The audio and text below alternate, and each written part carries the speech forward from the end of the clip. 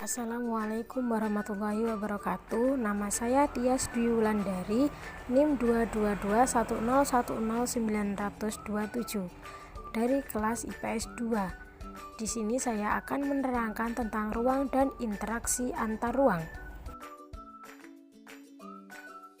Sebelum kita memulai penjelasan dari ruang dan interaksi antar ruang, lebih baik kita mengetahui tentang KD-nya. Apa sih itu KD? Yaitu kompetensi dasar yang memahami konsep ruang, lokasi, distribusi, potensi iklim, bentuk muka bumi, geologis, flora dan fauna, dan interaksi antar ruang di Indonesia serta pengaruhnya terhadap kehidupan manusia dalam aspek ekonomi, sosial, budaya, dan pendidikan.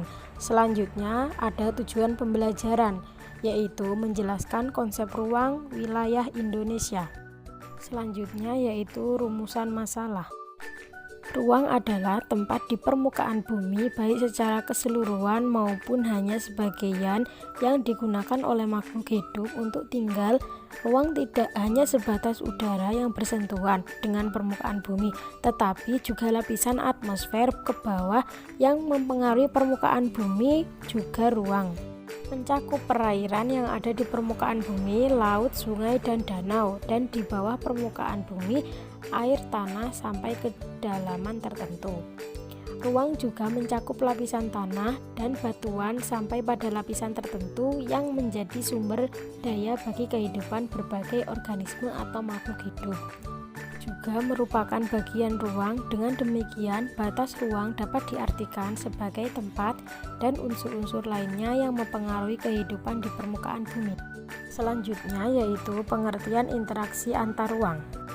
Interaksi antar ruang adalah pergerakan orang, barang, atau informasi dari satu daerah ke daerah lain atau dari daerah asal menuju daerah tujuan. Menurut Bintaro 1987, interaksi merupakan suatu proses yang sifatnya timbal balik dan mempunyai pengaruh terhadap tingkah laku, baik melalui kontak langsung atau tidak langsung. Interaksi melalui kontak langsung terjadi ketika seseorang datang ke tempat tujuan. Interaksi tidak langsung terjadi melalui beberapa cara, misalnya dengan membaca berita, melihat tayangan di televisi, dan lain-lain. Interaksi antar ruang dapat berupa pergerakan orang, barang, informasi dari daerah asal menuju daerah tujuan. Selanjutnya yaitu contoh interaksi antar ruang, yaitu wilayah pegunungan umumnya merupakan penghasilan sayuran, sedangkan daerah pesisir menghasilkan ikan laut.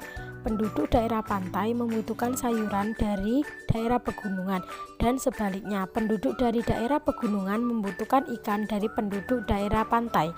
Kedua wilayah kemudian saling berinteraksi melalui aktivitas. Interaksi dapat terjadi dalam bentuk perjalanan menuju tempat kerja, migrasi, perjalanan wisata, pemanfaatan fasilitas umum, pengiriman informasi, atau mobil perdagangan internasional, dan lain-lain. Interaksi dalam bentuk pergerakan manusia disebut mobilitas penduduk. Interaksi melalui perpindahan gagasan dan informasi disebut komunikasi, sedangkan interaksi melalui perpindahan barang atau energi disebut transportasi. Di sini saya menggunakan metode ceramah, yaitu menjelaskan secara lisan yang dilakukan bisa di dalam kelas maupun dengan cara menggunakan penerangan dari PowerPoint.